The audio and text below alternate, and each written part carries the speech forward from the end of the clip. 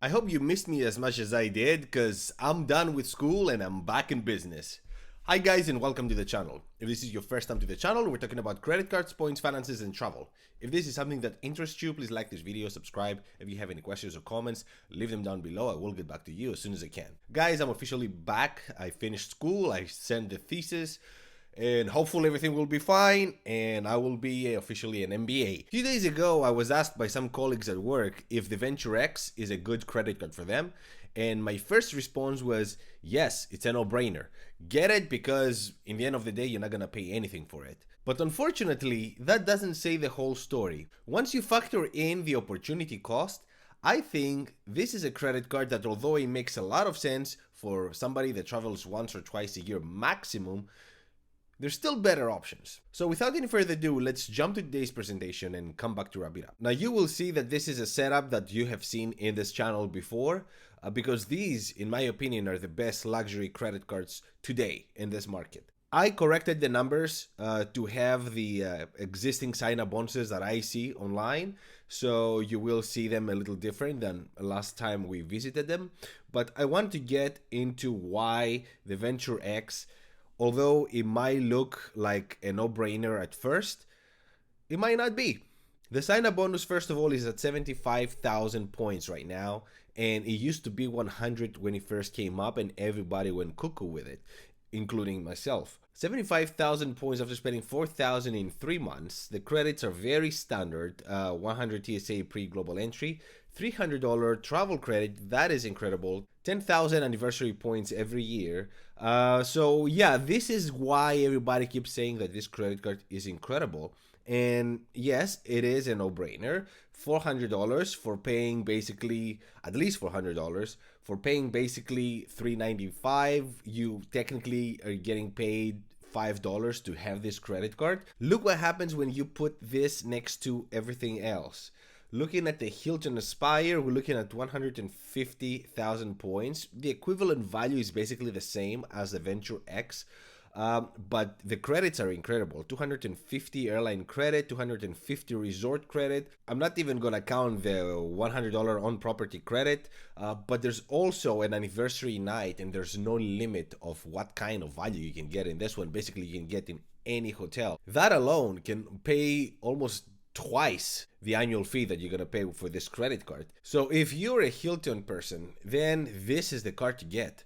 The reserve, we're looking at 60,000 points after spending 4,000 in 3 months, so this is a little worse, the Venture X, but it's 1.5 through the Chase portal, so because you get that 50% boost, so you're gonna get $900, which is exactly the same value that you're gonna get from the Venture X. For the Venture X, I have to say I gave 1.2 points, cents per point, and I'm not basing that anywhere else except for the fact that you can transfer these points to some airliners and you might get something better. But as we have seen, the evaluation on points has dropped significantly, so I don't think you're going to get anything more than 1.2.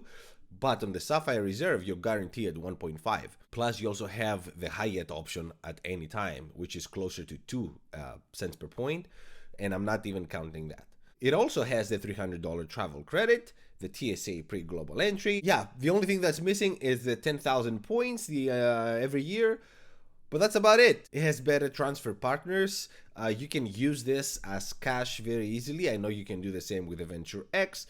So it's a matter of preference when it comes to these two credit cards, but look what happens when we go to the Platinum. 150,000 points is what I saw just now. A bunch of credits, we're not even gonna get there. And the return on spend, we're looking at 52.41. Like, it's almost double what you see in the Venture X. And yes, you pay more. Yes, you might say, I don't like all the credits, this is a coupon card. But even if you take out a bunch of these credits that you think you're not gonna use, you're still gonna be ahead from everything else here. When it comes to the second year, we always apply our imaginary budget of $12,000 equally spread between travel, restaurants, gas, and groceries. We're looking this as a one credit card scenario. And look what happens here. The Hilton Aspire, 8.38.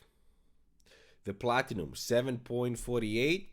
And the Venture X is only better from the reserve by 0.3%. If the 0.3% is enough for you to choose between these two, I say that I would always go with the reserve, because the reserve has a better ecosystem.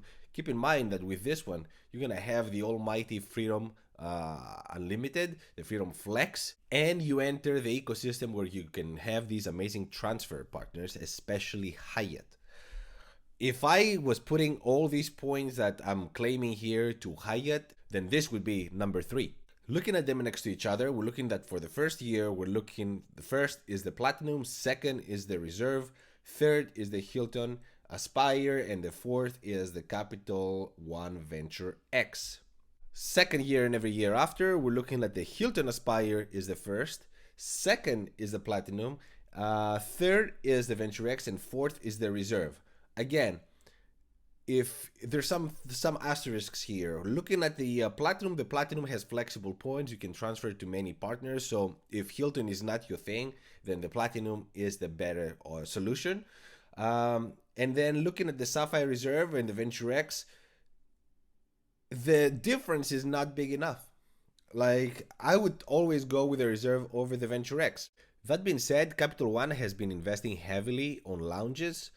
I know that I see hirings in this area. Capital One is based basically, the headquarters are 20 minutes from where I live, and they are hiring like crazy. But again, at the same time, that doesn't say anything to me, because right now I don't get a whole lot more for that. Yes, they're opening more and more lounges, but at the same time, they're not there yet. They're not there yet. And the other thing is the lack of a proper trifecta. I've done a video about this. I talked about the Savor credit card. So we talked about it. You told me how, yes, you can transfer these to the Venture X, and the Venture X, then you can transfer to partners. And I get all that. But still, looking at the whole ecosystem that you get with other credit cards, I'm not even putting Citi here. The Citi Premier is an excellent credit card. It's not up to this level since they canceled the previous one that they had, the Prestige. Hopefully they will come up with something soon. But looking at the devaluation of points, especially for airliners, what's left is hotel credit cards and transfer to hotels that's gonna give you the better value. But that's my opinion, guys. I don't think that this is a bad credit card. Don't get me wrong. This is what I was telling people at work. It's an excellent credit card. It's a no-brainer because you're not gonna pay a dime if you travel just once a year. But at the same time, if you're a traveler, you travel over one time a year, why not get the better solutions? Why not get the Platinum, where you get all these benefits, when you get the experiences or the potential for the experiences? Or not get the Hilton Aspire, where the Hilton Aspire is going to give you the diamond status, you're going to get upgrades, especially overseas. So I don't think that I would ever get the Venture X based on the numbers and based on the opportunity cost. More than anything, the opportunity cost is what would prevent me from getting this credit card. Let me know what you think. If you have this credit card, if you're planning to get it, how do you like it? How does it compare with other credit cards you had in the past? Thank you so much for watching. Till the next one. Ciao.